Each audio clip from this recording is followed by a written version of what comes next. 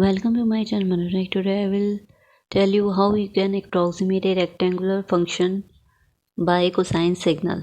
Okay, अगर rectangular जो function है अगर इस तरह से फॉर्म्ड हो रहा है कि 0 to π/2 जो है इसकी वैल्यू a है और π/2 to 3π/2 के बिटवीन जो है इसकी वैल्यू -a है रेक्टेंगुलर फंक्शन की, और 3π to 2π के बिटवीन इसकी वैल्यू a है। ठीक है, इसको अगर हमें कोसाइन सिग्नल में अप्रॉक्सीमेट करना है, ठीक, और जो कोसाइन सिग्नल है वो कुछ इस तरह से फॉर्म्ड हो रहा है। मैथमेटिकली भी हम इसको इस तरह से रिप्रेजेंट कर सकते हैं। अगर एक्स टी एज्यूम करें रेक्टेंगुलर फंक्शन को तो मैथमेटिकली हम इस तरह से राइट डाउन कर सकते हैं। हमें इस तरह से इसको अप्रॉक्सीमेट करना है कि एक्स टी का जो है रेक्टेंगुलर फंक्शन का जो है कोसाइन जो सिग्नल फॉर्म्ड हो ए कॉस टी, अगर इंटरवल 0 to 2π के बिटवीन हम इसे फॉर्म करते हैं तो उसमें जो मीन स्क्वायर एरर आए इसमें वो मिनिमम आए। ठीक, अब एरर तो फॉर्म्ड होगा ही होगा, क्योंकि अगर हम एक रेक्टेंगुलर फंक्शन को या हम किसी भी सिग्नल को किसी दूसरे सिग्नल में फॉर्म करते हैं तो उसमें एरर तो आता ही है, क्योंकि एग्जैक्टली तो होता नहीं है। अगर हम उसका mean square error find out करें देन वी विल ट्राई कि वो जो एरर हो वो मिनिमम आए। नाउ इफ x1t फंक्शन है और उसको हम अप्रॉक्सीमेट कर रहे हैं c1 x2t में, ठीक है, ये पैरामीटर है अप्रॉक्सीमेशन का c1। ठीक है, इसका मतलब ये हो गया अगर कुछ एरर आया है सिग्नल के फॉर्मेशन में XCT से डिनोट करते हैं, जो कि इक्वल होगा x1t माइनस c1 x2t। ठीक है, ये हो गया एरर सिग्नल कि हमने x1t को x2t के फॉर्म में फॉर्म्ड किया है, तो उसमें जो उसका जो डिफरेंस है इसका एरर होगा। ठीक है, now c1 is equal to integral t1 to t2 x1t multiply by x2t dt upon t1 to t2 x2t whole square dt। ठीक है, अब ये वैल्यू कैसे आई c1 की, ये मैंने डिटेल में आपको एक्सप्लेन किया हुआ है अपनी वीडियो में, orthogonal signal in signal system in Hindi में। ठीक है, यू कैन वॉच देयर कि ये कैसे फॉर्म्ड हुई इसकी वैल्यू। अब जो है हम c1 की वैल्यू फाइंड आउट करते हैं। मीन्स x1t यहाँ क्या हो गया, हमें किस सिग्नल को अप्रॉक्सीमेट करना है, वो करना है रेक्टेंगुलर फंक्शन xt को है। ठीक है, और इसमें x2t क्या है जिसमें फॉर्म करना है वो a cos t है।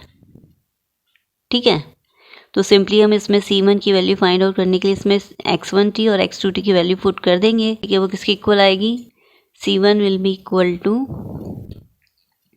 इंटीग्रल 0 to 2π के बिटवीन हमें फाइंड आउट करना है इंटरवल, और xt मल्टीप्लाई बाय x2t क्या है a cos t dt upon 0 to 2π x2t क्या है हमारा a cos t। ठीक है, तो a cos t whole square dt। Okay, now c1 is equal to 0 to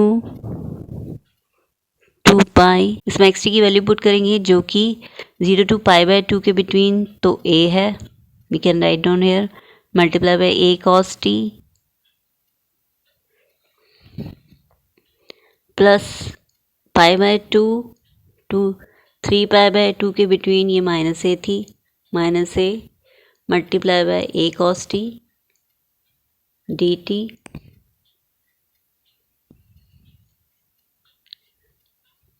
plus integral 3π/2 to 2π के बिटवीन इसकी वैल्यू थी plus a multiply by a cos t।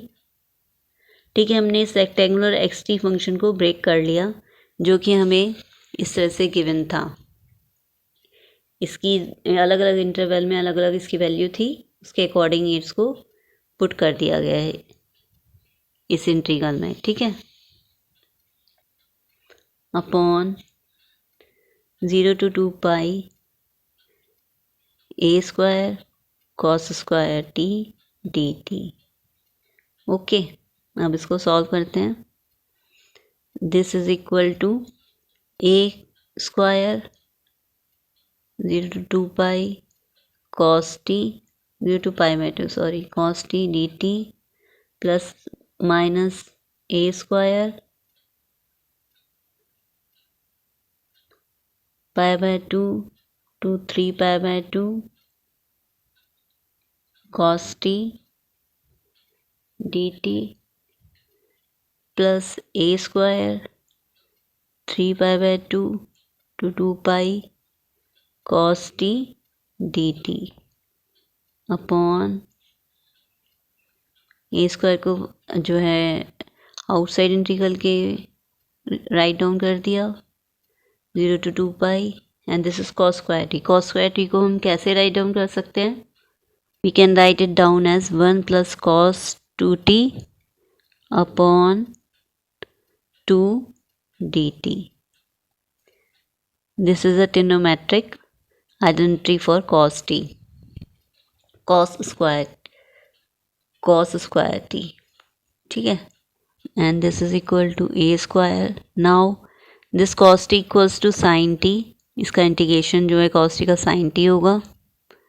0 to pi by 2 इसकी limit put कर देंगे. ठीक है, a स्क्वायर जो है इस समीशन में से आउटसाइड राइट डाउन कर लेते हैं. ठीक है, plus minus this is sine t cos t का जो इंटीग्रेशन होगा pi by 2 to 3 pi by 2 इसकी लिमिट हो गई. प्लस इसका अगेन कॉस टी का इंटीग्रेशन कर लेंगे. This is sine T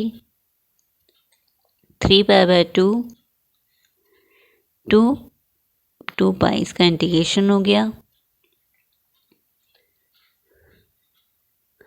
upon a square. अब जो है इसको इंटीग्रेट कर सकते हैं अपॉन 2 जो है हमने जो राइट डाउन कर दिया outside the integration. Now what we have to do, we have to find out integration of 1 and cos 2t. ठीक है, and this is equal to t. 1 का जो इंटीग्रल होगा वो t के इक्वल आएगा. 0 to 2 पाई इसकी लिमिट हो गई. प्लस अब cos 2t का इंटीग्रेशन करेंगे जो कि होता है साइन 2t अपॉन 2. इसमें भी लिमिट पुट करेंगे 0 to 2 पाई और ए स्क्वायर से स्क्वायर यहाँ न्यूमरेटर डिनोमिनेटर में कैंसिल आउट हो गया. ठीक है, अब इसमें लिमिट पुट की sine pi by 2 minus sine 0 okay plus minus sine 3 pi by 2 इसमें अब लिमिट पुट कर दी माइनस साइन पाई बाय 2. अब जो थर्ड टर्म में पुट करेंगे limit. This is equal to sine 2 pi minus sine 3 pi by 2 upon 1/2 and t की इसमें लिमिट पुट कर दी. This is 2 pi minus 0 plus sine 2t की लिमिट पुट की. This is sine 4 pi minus sine 0 lower limit put कर दी अब. ठीक है, and this is equal to sine pi by 2 की वैल्यू कितनी होती है 1. साइन 0 की वैल्यू 0 होती है. माइनस ये प्लस होगा क्योंकि माइनस इसके एक्सक्लूड किया हुआ था माइनस, तो लोअर लिमिट पुट करेंगे तो माइनस माइनस प्लस हो जाएगा. यहाँ प्लस होगा. ठीक है, माइनस 3 पाई बाय 2 किसके इक्वल आएगा -1 plus sine pi by 2 is 1 plus sine 2 pi is 0 minus sine pi by 2 is again -1 तो माइनस माइनस प्लस हो जाएगा. ठीक है, upon 2 pi by 0 means 2 pi 1/2 exclude किया हुआ है तो sine 4 pi means 0 minus sine 0 means 0 upon 2. ठीक है, अब इसको सॉल्व करेंगे तो वैल्यू कितनी आएगी. This will be equal to 4. ठीक है, न्यूमरेटर में 4 आएगा और डिनोमिनेटर में क्योंकि ये तो 0 पार्ट है एक्सक्लूड है यहाँ 2 पाई ही रिमेन रह जाएगा. 2 से 2 कैंसिल आउट हो जाएगा अपॉन पाई. ठीक है, तो 4 अपॉन पाई जो है C1 की वैल्यू आ गई. अब जो है जो हमने एज्यूम किया था यहाँ पर कि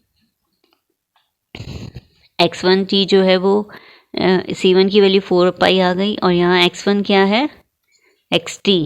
ठीक है, इसका मतलब xt is equal to approximately equal to 4/पाई जो c1 की वैल्यू आई है a cos t, क्योंकि x2 की वैल्यू a cos t थी। ठीक है, तो इसका मतलब हमने कैसे अप्रॉक्सीमेट कर लिया एक रेक्टेंगुलर फंक्शन को एक साइनसॉइडल फंक्शन में कि xt इज इक्वल टू 4/पाई a cos t। ठीक है, मी से अप्रॉक्सीमेट सिग्नल कैसे ग्राफिकली ड्रॉन होगा, तो दिस इज प्लस 4/पाई a,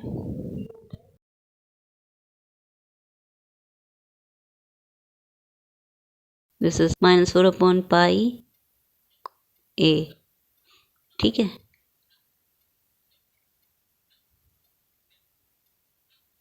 okay, and this function is 4/पाई a cos t।